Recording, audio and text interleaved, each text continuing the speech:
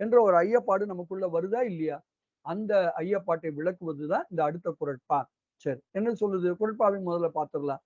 ஒளியும் இருளும் உலகும் அலர்கண் தெளிவு இல் எனில் என் செய்ய? இதுதான் அந்த குறள். ஒளியும் இருளும் உலகும் அலர்கண் தெளிவு இல் எனில் என் செய்ய? இப்போ இப்படி வச்சுப்போமே,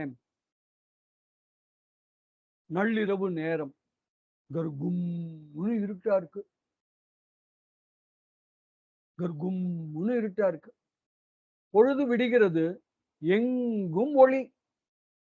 பாரதி பாடுவார்ல, பொழுது புலர்ந்தது யாம் செய்தவத்தால் உண்மை இருட்கணம் போயின யாவும் எழுந்தது பொற்சுடர் எங்கெனும் பரவி எழுந்து விளங்கியது அறிவெனும் இரவி அப்படின்னு பாடுவார் பாரதியார். ரொம்ப ஒரு பியூட்டிஃபுல்லான ஒரு பாடல். சரி, அப்போ இங்க என்னன்னா இருள். அப்போ முதல்ல இருள் இருந்தது, அப்புறம் என்னாச்சு? ஒளி, எங்கும் ஒளி, பிரகாசமான ஒளி.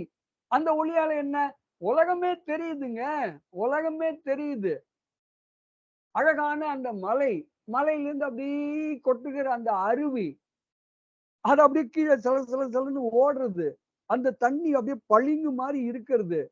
அது ஒரு என்னது, ஒரு ஜில்லுன்னு இருக்கிறது. ரொம்ப ஓவர் ஜில்லும் இல்ல, ரொம்ப இதாவும் இல்ல. நல்ல ஜில்லுன்னு இருக்கு. அப்படி குடிச்சா ஐயோ! அவ்வளவு டேஸ்டியா இருக்கு. அப்படியே இது ஒரு ஒரு மாரி ஒரு தென்றல். ஜிலு ஜிலு ஜிலு ஜிலுன்னு ஒரு காத்து. ஐயோ! என்ன பியூட்டிஃபுல்லா இருக்குல்ல! என்று அப்படியே அந்த உலகத்த பார்த்து வியக்க முடியும். உலகம் அப்படி இருக்கிறது. அங்க ஒரு கடற்கரை, அங்கே ஒரு ஆற்றங்கரை, இல்ல ஒரு நல்ல மியூசியம், ஏன் ஒரு நல்ல சினிமா. இப்படி உலகம் விரிந்து கொண்டே இருக்கிறது. இருள் இருக்கு, ஒளி இருக்கு, உலகம் இருக்கு. விதவிதமான காட்சிகள் கொண்ட இந்த உலகம் இருக்கு. கண் இருக்கு. அப்புறம் என்ன? கண்ணு விழித்தும் இருக்கு. அப்புறம் என்ன? கண்ணு விழித்திருந்தால் என்னது?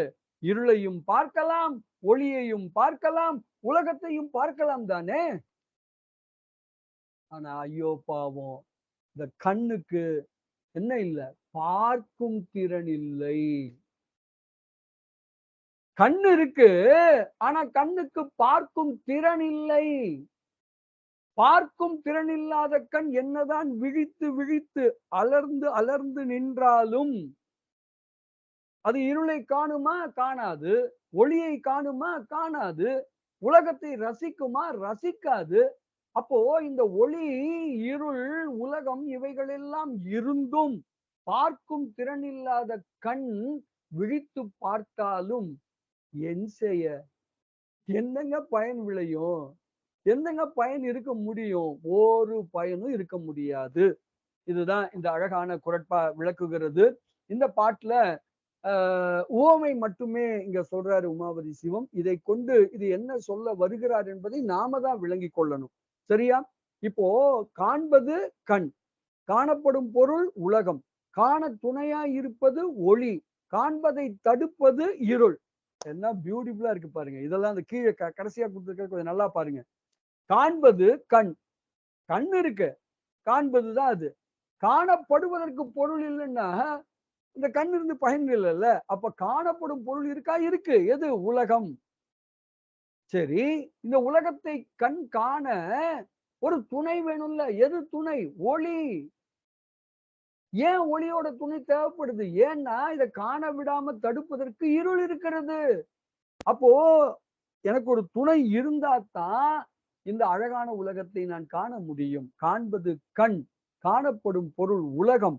காண்பதற்கு எனக்கு துணையாய் விளங்குவது ஒளி, காண்பதை தடுப்பதான பொருள் இருள். இதுதாங்க இந்த பாட்டு. இந்த குறட்பா இப்படிதான் நம்ம அணுகணும். இப்ப யோசிச்சு பாருங்க. இது மூலமா அவர் என்னதாங்க சொல்ல வர்றாரு? என்ன சொல்ல வர்றாருன்னா, இப்போ இருள் இருக்கு, ஒளி இருக்கு, உலகம் இருக்கு. கண்ணுக்கு பதிலா நான் இருக்கிறேன். அந்த இடத்துல கண்ணுங்கிறது யாரு? நானு. நான் இருக்கிறேன். ஆனா கண்ணுக்கு என்ன இல்ல? பார்க்கும் திறன் இல்ல. நான் இருக்கிறேன். ஆனால் எனக்கு அறியும் திறன் இல்ல. இப்ப எனக்கு அறியும் திறன் இல்லன்னா, இந்த ஆணவம் என்ற இருள் இருந்து என்ன ஆகப் போகுது?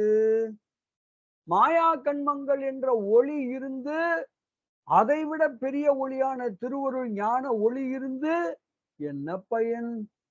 ஏன்னா எனக்கு தான் அறியும் திறன் இல்லையே.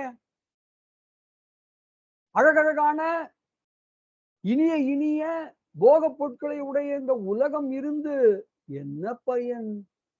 சோன் பப்டி இருக்கு, சினிமா இருக்கு, சீரியல் இருக்கு, கிரிக்கெட் இருக்கு, எல்லாம் இருந்தும் எனக்கு தான் எதையும் அறிய முடியாதே. அப்ப இவைகள் எல்லாம் இருந்து என்ன பயன்? அப்போ கடவுள் இந்த போகப் பொருட்களை உலகத்தை படைத்திருக்கிறார் என்றால், அவர் ஒரு பெரிய ஞான ஒளி கொண்டிருக்கிறார் என்றால், எனக்கு சிறிய ஒளியாக மாயா கன்மத்தை என்னோடு சேர்த்து வைப்பார் என்றால், கண்டிப்பா எனக்கு என்ன இருக்கணும்? எனக்கு அறியும் திறன் இருக்கணும். அறியும் திறன் என்ற ஒன்று எனக்கு இல்லை என்றால், இவைகள் எல்லாம் இருந்தும் பயனற்ற பொருட்களாகிவிடும். அப்ப இந்த பொருட்களினுடைய பயனை அனுபவிப்பதற்காக நான் இருக்கிறேன். அதற்கு எனக்கு என்ன வேணும்? அறியும் திறனும் இருக்க வேண்டும். அவ்வளவுதாங்க இந்த பாட்டோட கன்க்ளூஷன். 16வது பாட்டு எனக்கு என்ன சொல்ல வருது? ஆன்மாவாகிய எனக்கு அறியும் திறன் என்ற ஒன்று இயல்பிலேயே உண்டு. அவ்வளவுதாங்க. போன பாட்டுல என்ன சொன்னாரு? நான் சித்தான்னு கேட்டாரு. சரி நான் சித்து இல்லைன்னா அச்சித்துன்னு சொல்லிடலாமா அப்படின்னு இப்போ ஒரு டவுட் வந்தது. ஏன்பா நான் அச்சித்துன்னா இந்த ஆணவங்கிற இருள் இருந்துதான் என்ன பயன்? இந்த ஆணவத்தை காட்டக்கூடிய நீக்கக்கூடிய மாயா கண்மங்கள் என்ற சிறு ஒளியோ அல்லது திருவருள் என்ற பெரிய ஞான ஒளியோ இருந்துதான் என்ன பயன்? இந்த ஒளியால் இந்த உலக பொருட்களையும் பின்பு பெருமானையும் நீ அனுபவிக்க முடியும், நுகர முடியும் இல்லையா? அப்படிப்பட்ட பொருட்கள் தான் இருந்து என்ன பயன்? அப்போ உனக்கு கண்டிப்பா என்ன இருக்கணும்? அறியும் திறன் இருக்கணும். உனக்கு அறியும் திறன் இருக்கு, கவலைப்படாத. அறியும் திறன் உனக்கு இருக்கிறதுனால நீ என்ன இல்ல? அச்சித்து இல்ல. இதாங்க இந்த 16வது பாடல். 15வது பாடல் சொல்லுது நான் சித்தா டவுட்ஃபுல்லா கேக்குது. 16வது பாடல் என்ன சொல்லுது? நான் அசித்து இல்லங்குது. அது சித்து இல்லங்குது, இது அசித்து இல்லங்குது. அப்படின்னா நான் யாரு? அது 17வது பாடல். அது 17வது திருக்குறள். சரி, இங்க கொஞ்சம் நம்ம கொஞ்சம் இன்னும் கூட கொஞ்சம் இதுல சில சின்ன சின்ன விளக்கங்கள் காண வேண்டியிருக்கு. 16வது பாடல் என்ன சொல்லுது? விழித்திருக்கிற கண்ணில் காணும் தன்மை இல்லை என்றால் இந்த ஒளி, இருள், உலகம் இந்த 3ம் இருந்தும் அந்த கண்ணுக்கு ஒரு பயனும் இல்லை. ஒரு பயனும் இல்லை. அதே மாதிரி இந்த உயிர் இருக்கிறது, உயிருக்கு அறியும் தன்மை இல்லைன்னு வச்சுப்போம் ஒரு பேச்சுக்கு. அப்ப இந்த ஆணவம்